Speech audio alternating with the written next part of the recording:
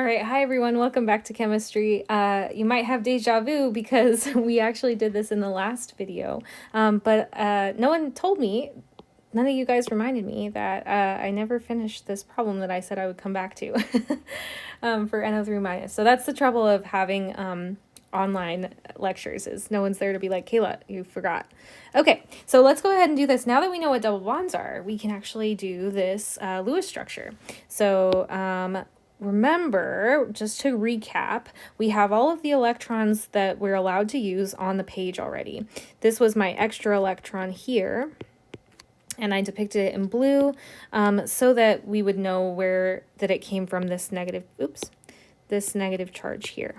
So now we know that we have the option of using double bonds. So that makes this a lot easier to solve now that we have that option. So how are we going to do this? Well, our nitrogen's happy, but we might have to kind of throw things off for a bit. Our oxygen's happy, and I don't think we're going to have to worry about that one. So what are we going to do? So let's see. I'm looking at this and I'm thinking we might have to make a double bond. So what if we move this electron here? So I'm just moving that there, and I'm going to erase that so that I don't make up electrons where they're not there. And then I'm seeing, okay, I could form a bond here. Yeah, that could be a double bond. Let me just clean that up a little bit. Okay, so now I have a double bond between my nitrogen and my oxygen. I am pretty confident that I'm going to leave that as a double bond. So let me go ahead and draw my electrons around it like that. Because remember, they repulse each other, so we're going to have them get as far apart from each other as they can, those lone pairs. And we'll learn more about that in the future. Okay, so now this oxygen is happy, right? It's got 2, 4, 6, and 8 total. This oxygen's happy. It's got 2, 4, 6, 8. What about nitrogen? How many does nitrogen have right now? It's got this one, lonely electron, and then it's got 2, 4, 6, and 8. Is nitrogen one of the ones that's allowed to have more than 8 electrons around it?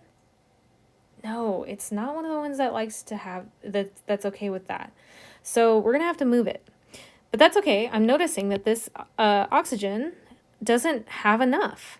So what if we move this electron over here to hang out with that other lonely electron?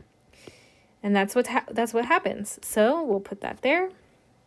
And now we'll change our extra electron back to dark blue so that we can have everything consistent.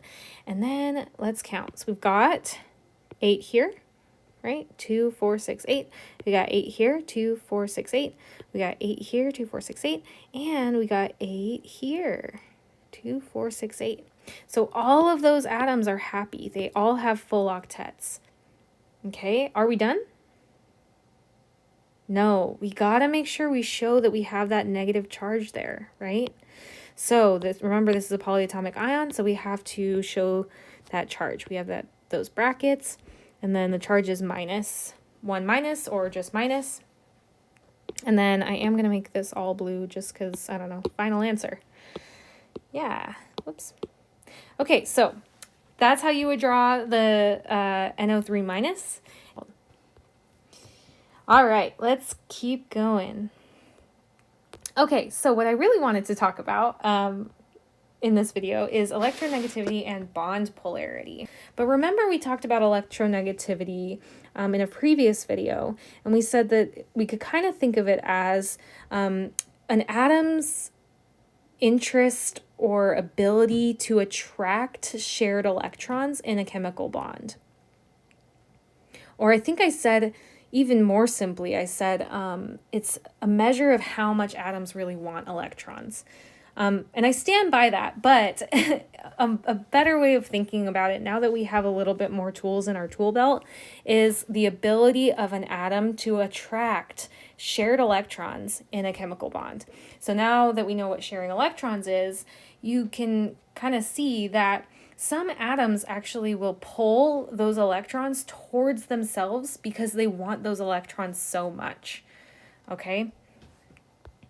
And remember, as we go right on the periodic table, electronegativity increases, okay? And as we go down on the periodic table, it decreases. You could also think of it as you go up and right on the periodic table, electronegativity increases. That's kind of how I prefer to think of it, but if this works for you, I mean, it's saying the same thing just in a different way. Okay, you could also draw a line, a diagonal line, right? Sort of averaging the two. So you could say, okay, as I go up, electronegativity increases. And as I go right, it increases as well. So kind of the average of those two is going a diagonal line towards the right. If that confuses you more, don't worry about it. Don't think about it like that. Just draw it like you see it here. All right, so like we said, electronegativity of an atom is its ability to attract the shared electrons in a chemical bond. It increases from left to right, going across a period on the periodic table, and decreases going down a group. Okay? And it's high for nonmetals, with fluorine being the highest. Remember, I think I mentioned that fluorine was kind of like our most electronegative atom. And here you can actually see, this is actually an electronegativity periodic table that shows actual values for the ability for how electronegative these atoms are. So how well they can pull those electrons towards themselves. They're kind of like hoarders, kind of like hoarding those electrons. Still sharing them, but kind of like pulling them towards themselves. And fluorine is one of the biggest offenders. Oxygen, you'll see, is also has a pretty high electronegativity as well. Okay. And it's generally low for metals, and that kind of makes sense when you think about what do metals, when they form ions, how do they form that positive ion? Why is their ion positive? Yeah, they're giving away electrons. So if they're more likely to give away electrons, do you think that they'd be very electronegative? No, because they don't really want them. They're like, you can have them, I don't want them. But fluorine, on the other hand, fluorine has only wants one electron in order to be like the nearest noble gas. So it's like, I really, really, really want an electron so much that even when I'm sharing them, I'm stealing it a little bit more. So generally low for metals and high for nonmetals, with fluorine at the highest. Oh, and here's a zoomed in version. So you can Google these as well. You can Google periodic table with electronegativity values, and something like this will come up, which is kind of cool. You don't need to memorize these values, please don't. Just know the general trend that as you go right across periods, the electronegativity is increasing, and as you go down a group, each group, the electronegativity is decreasing. Okay, just remember that general trend. Okay, so now that we know about electronegativity, we can think about something called bond polarity. And this says that the difference in electronegativity of bonding atoms can be used to predict the polarity of a bond. So in something like hydrogen, where you've got two hydrogen atoms, right, that are bonding together to form that H2 molecule. Remember, hydrogen is a diatomic molecule. It's going to form H2 in nature. So those two hydrogen atoms, their electronegativity value is the same. So they both want electrons the same amount. So what's going to happen is they're going to equally share the electrons that are in that bond. So remember, when they're bonding together, they're sharing those electrons. And they're going to share them completely equally, because if we look up here, hydrogen has a 2.1 electronegativity value. So let's go ahead and write that. We got 2.1 and 2.1. That's equal, right? So they're both going to pull on those electrons in that shared bond, in that covalent bond, the same amount. Whereas if we look over here at something like hydrogen bonded with chlorine, right? We've used this in lab, HCl, hydrochloric acid. And we'll talk about naming acids in a little bit here. But something with a bond between hydrogen and chlorine, let's look at their electronegativity values. We said hydrogen has a 2.1 electronegativity value. Chlorine has a 3.0. Okay, so chlorine has 3.0. So 2.1 versus 3.0. Which one's going to pull those electrons more? Yeah, chlorine. It's got a higher electronegativity value, which means what? It really, really wants those electrons. It wants them more than hydrogen, at least. So hydrogen's like, I kind of want electrons, and chlorine's like, I really, really want electrons. So what's going to happen is you're going to end up with this unequal sharing of electrons in your covalent bond. They're still sharing them. They've still agreed, hey, you know what? We're going to be more stable if we share these electrons. But chlorine's like, can I just hold on to them a little closer because I really, really like electrons? And hydrogen's like, sure, all right, that's fine. Okay? And when that happens, if we're pulling more electrons on our chlorine side, if they're closer to chlorine, where are our negative charges going to be hanging out in this molecule? Remember, this is one molecule now. Where are electrons going to be hanging out? Yeah, they're mostly going to be on this side of the atom, or of the molecule, right? If our electrons are all hanging out more so on that side of the molecule than the other side, that's going to end up creating a little bit of a negative charge. So you'll notice this kind of weird S-looking symbol. That's a Greek letter delta, and it means partial. So this is partial positive. Whoops, sorry, running out of room there. And this is partial negative. I guess I should put charge. So notice if we have more of these electrons, which have a negative charge, right, hanging out on that side of the molecule, what ends up happening is even though we're not sharing them equally. Chlorine's kind of hogging all of them. So we end up with a partial negative charge on the chlorine side of the molecule. Likewise, since less of the electrons are hanging out on the hydrogen side, we have less negative charges over there, and we end up with an overall partial positive charge on the left side, on that hydrogen side. Okay, so what we call that phenomena is polarity. Okay, you're creating these different poles, like you could think of the North Pole and the South Pole, or magnetic poles, right? One is positive and one is negative. So when we have these covalent bonds, they're still sharing those electrons, so they're still called covalent bonds, but they're now called polar covalent bonds because we have unequal sharing of electrons. When we have equal sharing, like this example with the hydrogens, where they're just bonding to themselves, they've got the same electronegativity value,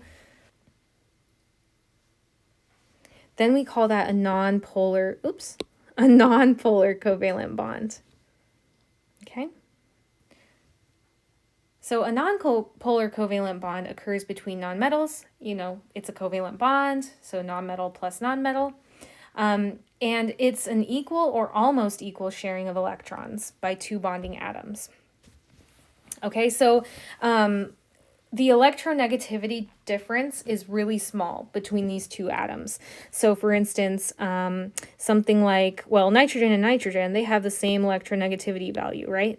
So there's no difference between them. So they're going to have a non-polar covalent bond. And then they could also just be very close, right? So chlorine and bromine, chlorine has a 3.0 electronegativity value and bromine has a 2.8. So that's a difference of about 0.2. Sorry, exactly 0.2. And that's a non-polar covalent bond as well. Same thing here. You've got a difference of about exactly 0.3, and that's going to be a non-polar covalent bond. So we've decided that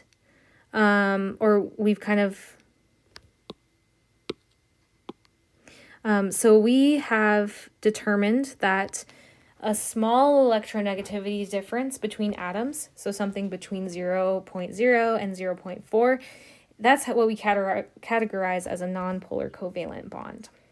Okay. And then for polar covalent bonds, it's anything with a moderate electronegativity difference. So anything from 0.5 to 1.8. What happens when you get higher than that? Yeah, then they're not sharing electrons anymore, really, right? Then something is taking them, okay?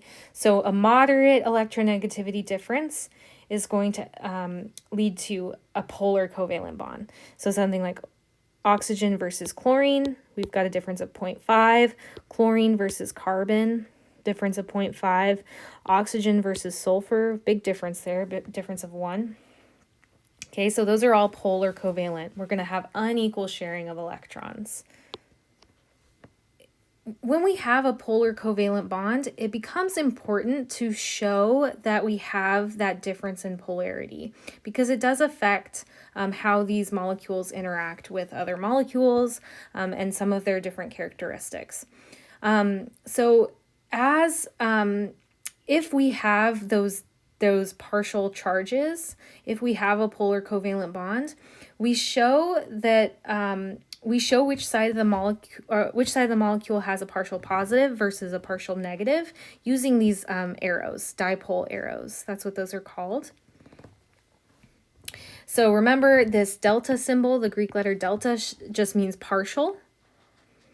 So partial positive, partial negative. It's not a full positive or a full negative because we haven't gained or lost electrons, right? We're still sharing them. So we call it partial.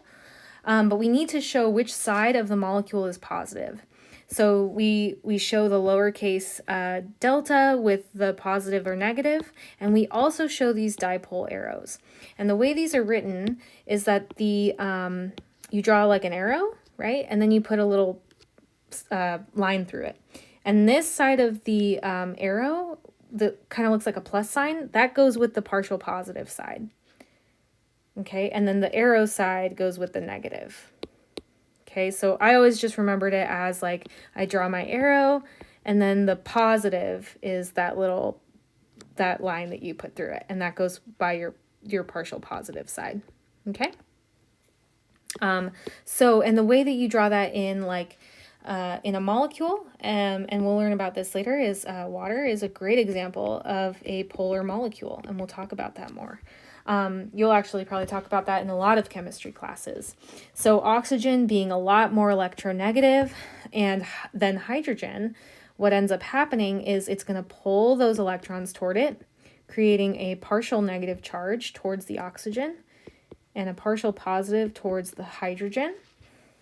And then we can depict that difference in charge or those partial charges using a dipole arrow.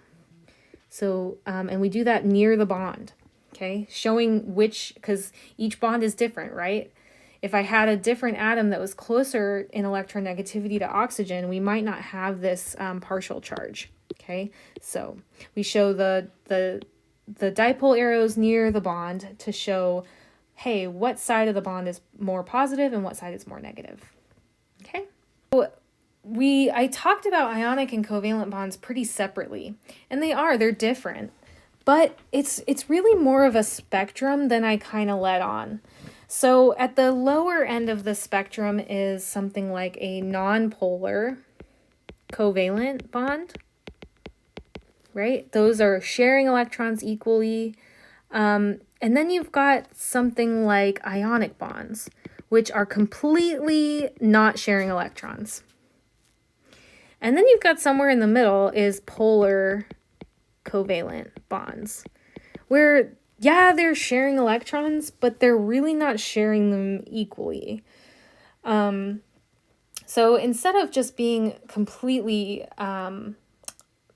like different types of bonds, they are, but it's really more of a spectrum. You'll see lots of different molecules and ionic compounds that form, and some of them are extremely, ionic, and some of them are getting a little closer to the polar covalent side, and so on. Okay, so think of it as a spectrum from now on.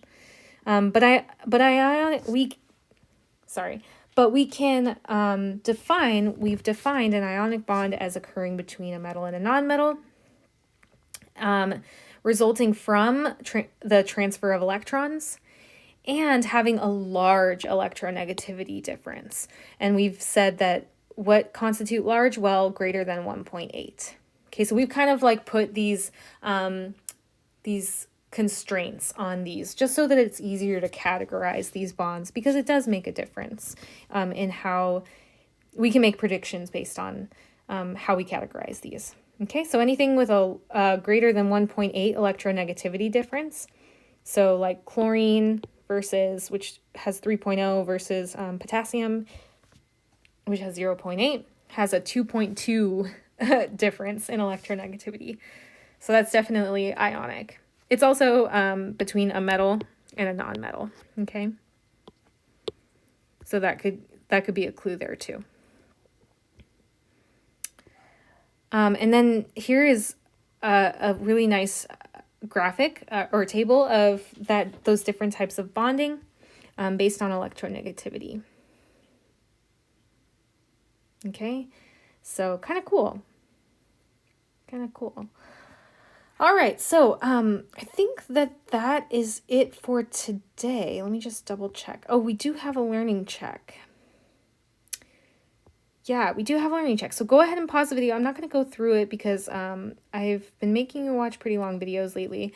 But go ahead and pause the video, try this out, and I'll show you the solution. All right, have a good rest of your day, and I'll see you for the next video.